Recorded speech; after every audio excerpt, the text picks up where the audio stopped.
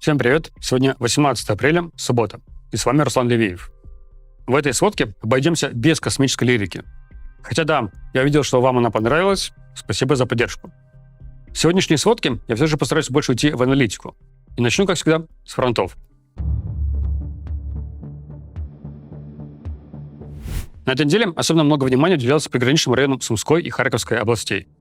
Российская группировка войск «Север» снова активизировалась и прикладывает усилия к расширению своих микроплацдармов. Даже при том, что это граница двух стран, казалось бы, наиболее благоприятная зона для атакующих действий, потому что твои собственные тылы, логистика и база, вот они, под боком. Но даже в этих условиях темп продвижения здесь мало отличается от темпа на остальных участках фронта.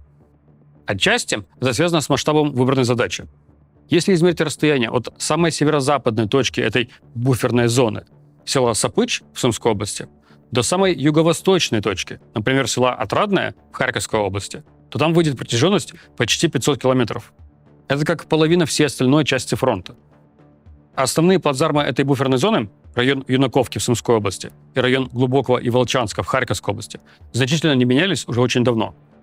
Поэтому, как я когда-то уже говорил в сводке, я не вижу серьезной угрозы в рамках всей этой буферной зоны. Наоборот, я бы даже поспорил, кто больше военного преимущества получает от них. Ведь если группировка войск «Север» тратит ресурсы на захват кучи небольших сел вдоль границы, она не тратит их, например, на Купинск. Поэтому я не вижу тут прям кризиса. Если вспомнить то, с чего начиналась история буферной зоны, обстрелов Белгородской области, то там ситуация становится только хуже. Сколько мы ведем сводки по обстрелам, появление плацдармов около Волчанска и Глубокого никак не повлияло на потери среди гражданского населения. Есть некоторые продвижения российских сил на славянском направлении. Зона боевых действий проходит уже в районе села Рай-Александровка. А от Рай-Александровки до окраин Славянска 15 километров. То есть та дальность, на которой тактические FPV-беспилотники могут уверенно держать контроль над территорией. А значит, и сопровождать группы штурмовиков, прикрывать их с воздуха, снабжать их по воздуху. Поэтому Рай-Александровка, наряду, например, с Ореховаткой, Никаноровкой, Васютинским, является исходными рубежами для атаки на славянско-краматорскую агломерацию. Но пока что район Рай-Александровки просто в серой зоне. Там сейчас не размещают российских дроноводов. Я все это рассказал с целью пояснить, чем так важна новость расширения зоны боевых действий до Рай-Александровки. Наибольшие изменения произошли на Покровском направлении, в районе Гришина и Котлина, где увеличилась зона контроля российских войск. Также российская армия опять продвигается в районе Тернового, Гуляйполя и Мирного на юге оккупированных территорий.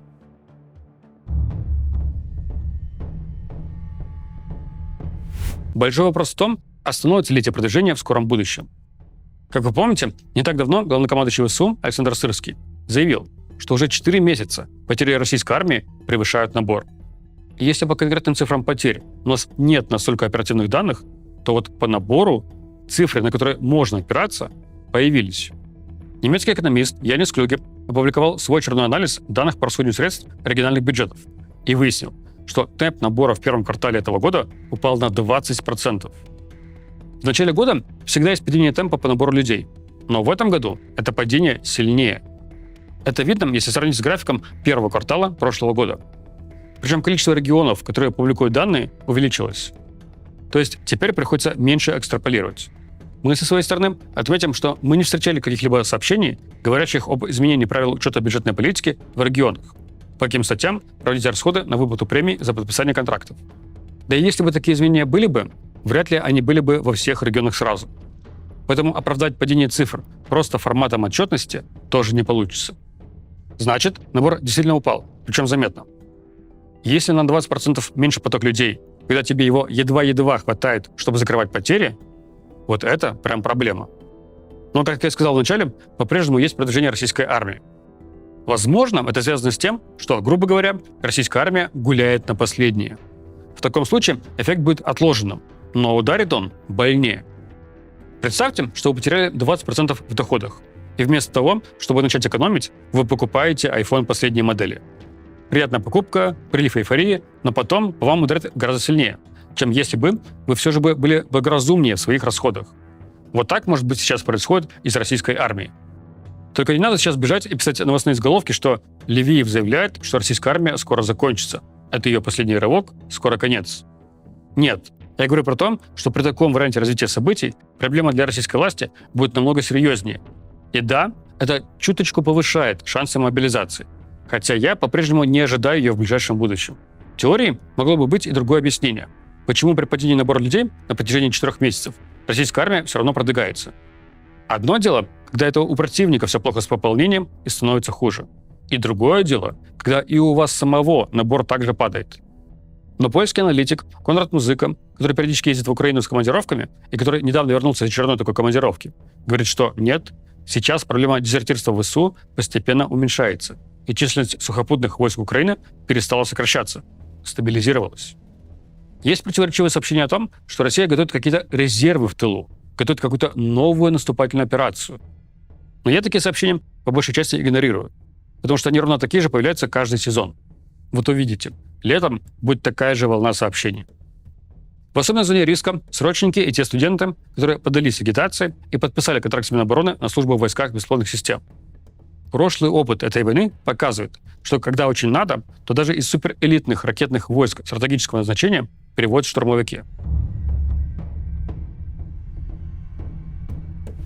А могут ли помочь роботы? Зеленский недавно, в честь Дня промышленника, заявил, что впервые в истории была захвачена боевая позиция силами исключительно техники, беспилотников, без участия людей на земле. Казалось бы, звучит так, будто теперь можно вести войну, не отправляя людей на передовую. А ведь российская армия порой копирует и масштабирует успешный украинский опыт, как это было с дронами на оптоволокне. Может ли российская армия решить свою проблему с падением набора и нехваткой людей путем резкого увеличения производства наземных беспилотников? Мы считаем, что нет, не может. Во-первых, даже в 2026 году для удержания территории все равно нужны люди на местах. Примеры, когда противника выбивали беспилотники с позиций, мы видели и в прошлом. Мне припоминается, что первый такой случай был где-то в 2024 году. Но там были только воздушные беспилотники. А вот для контроля занятой территории все равно нужны солдаты на земле. Во-вторых, после отключения старлинков для российской армии производство наземных беспилотников в России затормозилось. До этого были удобные комплекты Starlink Mini, которые обеспечили безупречный канал связи с наземным беспилотником.